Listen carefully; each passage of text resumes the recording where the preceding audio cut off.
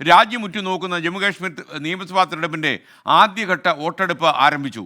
കനത്ത സുരക്ഷയിലാണ് 24 മണ്ഡലങ്ങളിൽ ഇന്ന് വോട്ടെടുപ്പ് നടക്കുന്നത്. 2014 ജമ്മുകാശ്മീർ നിയമസഭയിലേക്ക് അവസാനമായിട്ട് തെരഞ്ഞെടുപ്പ് നടന്നത്. സമാധാനപരമായി തെരഞ്ഞെടുപ്പ് നടത്താനുള്ള എല്ലാവിധമായ സുരക്ഷാ ക്രമീകരണങ്ങളും കാശ്മീരിലുണ്ട് എന്നാണ് ഞങ്ങളുടെ പ്രതിനിധി റിപ്പോർട്ട് ചെയ്യുന്നത്. ബൽറാം നെടുങ്ങാടി വിശദാംശങ്ങളുമായി ചേരുന്നു. Balram, good morning. സമാധാനപരമായി വോട്ടെടുപ്പ് പുരോഗമിക്കുന്നു എന്നാണോ നമുക്ക് ലഭിക്കുന്ന റിപ്പോർട്ടുകൾ?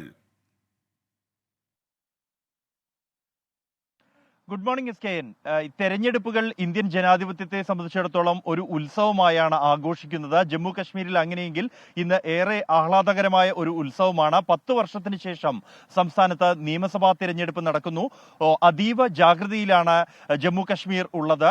പ്രത്യേകിച്ചും തെരഞ്ഞെടുപ്പ് പ്രഖ്യാപിക്കുന്ന ഘട്ടത്തിൽ തന്നെ മതിയായ സുരക്ഷാ ക്രമീകരണങ്ങൾ ഒരുക്കാനുള്ള കർശന നിർദ്ദേശം തെരഞ്ഞെടുപ്പ് കമ്മീഷൻ നൽകിയിരുന്നു.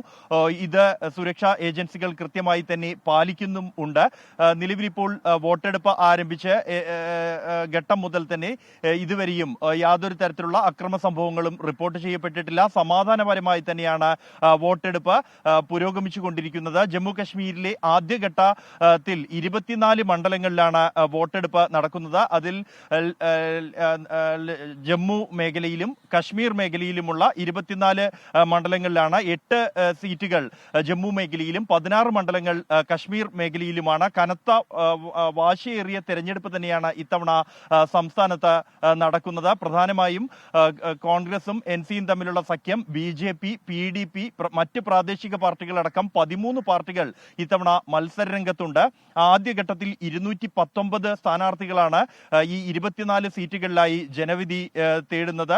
അതിൽ തീവ്ര പ്രശ്നബാധിത മേഖലയായ ഡോഡ, ചെനാബ് താഴ്വരയിലെ കിഷ്ത്വാർ എന്നിവിടങ്ങളിലും വോട്ടെടുപ്പ് നടക്കുന്നുണ്ട്. ഈ മേഖലകളിലെല്ലാം തന്നെ കഴിഞ്ഞയാഴ്ച അടക്കം ഭീകരവാദ സാന്നിധ്യം ഉണ്ടാവുകയും ഏറ്റുമുട്ടൽ നടക്കുകയും ചെയ്ത പ്രദേശങ്ങളാണ്. അതുകൊണ്ട് തന്നെ ഈ വോട്ടെടുപ്പ് നടക്കുന്നതിന് മുമ്പായി അവസാനഘട്ട പരിശോധനകൾ ഉൾപ്പെടെ നടത്തിയ ശേഷം കൃത്യമായി പോളിംഗ് ബൂത്തുകളിലടക്കം സായുധരായ സുരക്ഷാ ഉദ്യോഗസ്ഥരെ വിന്യസിച്ചുകൊണ്ടാണ് വോട്ടെടുപ്പ് പുരോഗമിച്ചുകൊണ്ടിരിക്കുന്നത്. നിരവധി പ്രമുഖ സ്ഥാനാർത്ഥികൾ, സുപരിചിതരായ സ്ഥാനാർത്ഥികളും മത്സരരംഗത്തുണ്ട്. മെഹബൂബ മുഫ്തിയുടെ മകൾ ഇൽത്തിജ മുഫ്തി, ഒപ്പം തന്നെ CPMന്റെ കേന്ദ്ര കമ്മിറ്റി അംഗവും കഴിഞ്ഞ 4 തവണ നിയമസഭയിലേക്ക് തെരഞ്ഞെടുക്കപ്പെട്ട മുഹമ്മദ് യൂസഫ് താരിഗാമി, PDPയുടെ സർതാജ് മദ്നി, അബ്ദുൾ റഹ്മാൻ വിരി അടക്കമുള്ളവരാണ് മത്സരരംഗത്തുള്ള പ്രമുഖർ. എന്തായാലും ആദ്യ മണിക്കൂറുകളിൽ ഏതാണ്ട് ഇതുവരെയും സമാധാനപരമായി തന്നെ വോട്ടെടുപ്പ് പുരോഗമിച്ചുകൊണ്ടിരിക്കുകയാണ്. SKN.